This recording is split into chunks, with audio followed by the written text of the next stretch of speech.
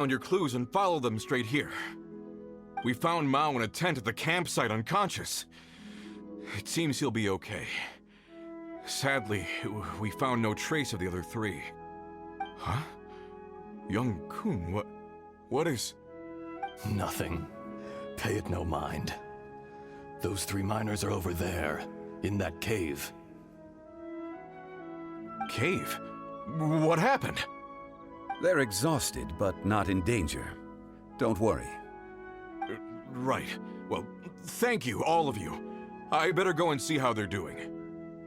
So you're taking them back to Liyue Harbor? That's right. Can I come with you? No problem. You rescued my men. I'll be happy to assist all of you in any way I can. I'll be back soon. I need to assess their condition.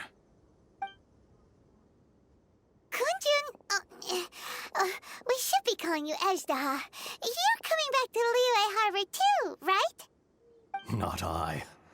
Merely this body. Once I'm gone, the true owner will accompany the miners back to Liyue.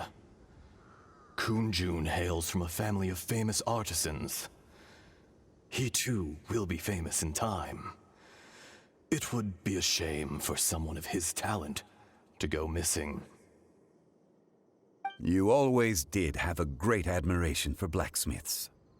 Curious how swords and daggers are blind, yet their creators see so much.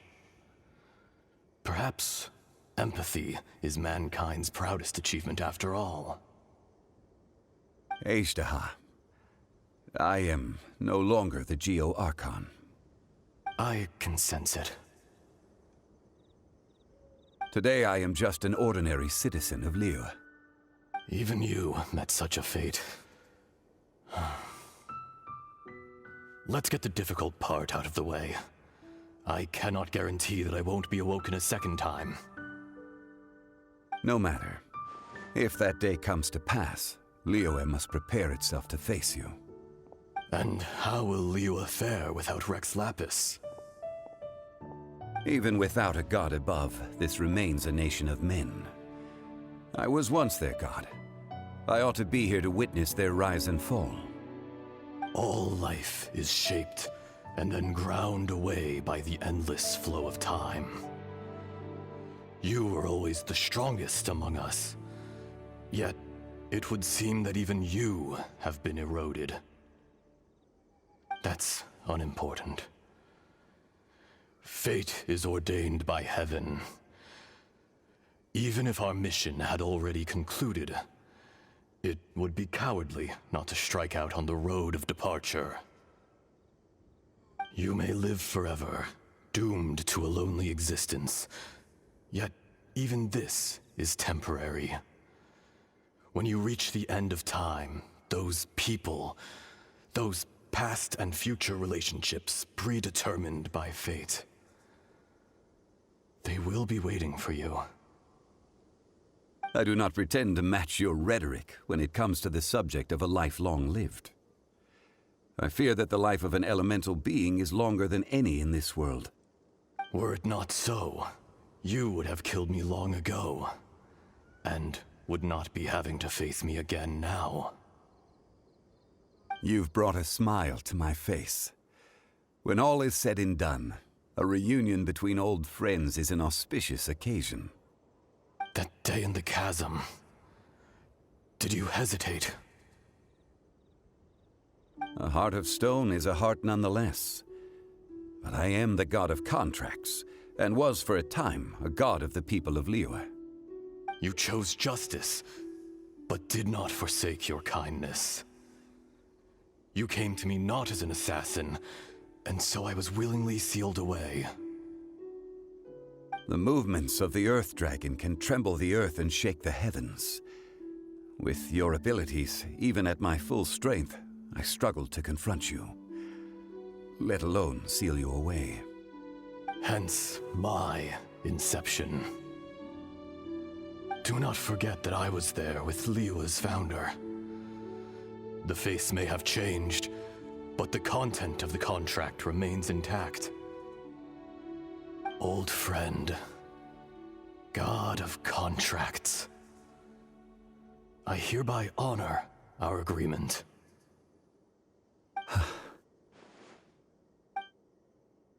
Thank you, Ashtaha. My life is nigh on eternal. I will go on with the infinite flow of time. And you, Morax, you too will live for many a day to come.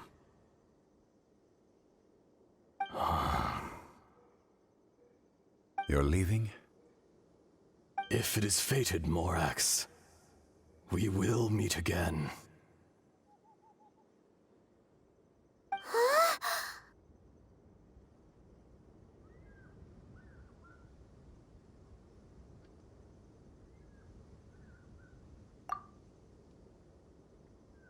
Yes. Don't be alarmed. He's only asleep. Wow, that was so weird. It was like he suddenly became another person. In fact, we have yet to meet the real Kunjun.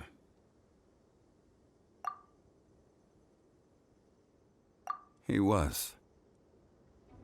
Centuries may have passed since then, but events from 1,000 years ago remain crystal clear in my mind.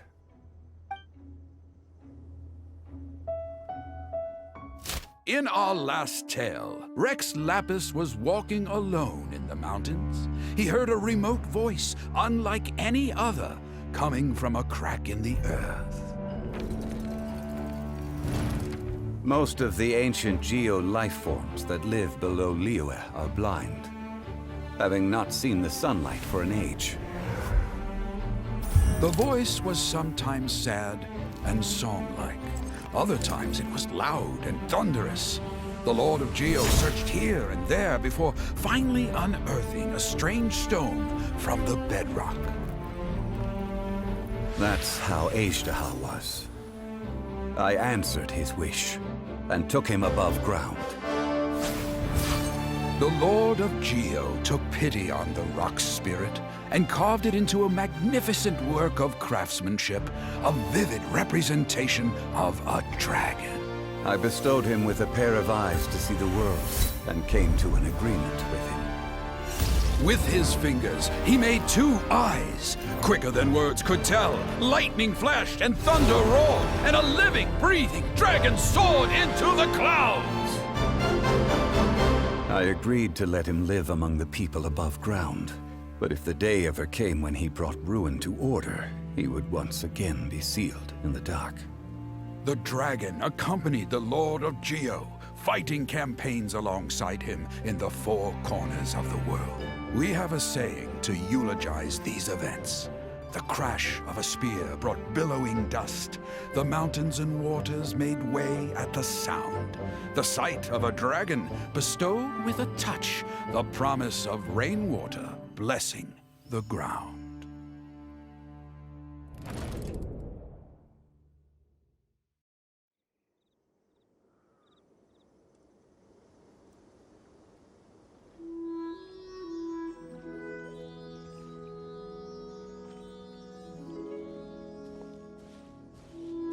A 1,000 years ago, Ashtaha attacked the chasm. I tried to obstruct him, fighting him tooth and nail down the length and breadth of the mine. Finally, I brought him down and sealed him underground. During that battle, Dragonfall was born. Ashtaha could sense the stone. Subconsciously, he wanted to use it to find me. Despite being the victor, I could not claim to be stronger than he, and in his heart, he still retained an ounce of goodwill towards me, towards Liyue, towards life above ground. He was willing to be sealed away, but as the erosion set in, he forgot. Even I cannot avoid it, but there is something I understand better than most. When the door opens, it is time to leave. The greater the power, the greater the danger erosion may bring about. The millennia may come and go, but even a stone may tire. personally sealing away an old friend. This is just one form of erosion I have endured. People abandon and surrender the things they love to pursue the right path. Perhaps this is the erosion imposed on me by the heavenly principles. That I was a god of mankind. My identity may change, but my eyes will bear witness to the history of humanity. You still care a lot about Liyue. Call it part of my duty. I must thank you both. No worries. Oh? About what? Oh yeah, Paimon nearly forgot. So, not long ago, we met a guy called Dane. He told us about Conria and the punishment of the gods. That's when we realized that those events were connected to the person we're searching for. Zhongli, you're a god. You've lived through thousands of years of history. Surely you experienced the incident? I cannot say. Why? You can't even give us a thread of information? This is so important to us. I understand. But I must apologize. This is my contract. You mean another past grievance? Like the incident with Ejda? Too painful to talk about? It was signed before it all began. I have always honored the contract. And kept my silence. How can you be like that? You two are friends to me. I can assure it brings me no pleasure to disappoint you. But as the god of contracts, I cannot go back on my word. Would you be ready to find out? It appears your understanding of this world continues to grow. There are many events of ages past, many secrets that lie hidden. They have been eroded by time, forgotten by the people, abandoned. But you are capable of finding them and bringing them into the light. Those who come to witness will witness. Those who are born to remember will remember. If you take the same road as that person, there may be more difficulties ahead. But as long as you firmly believe that you are on the right path, everything has meaning.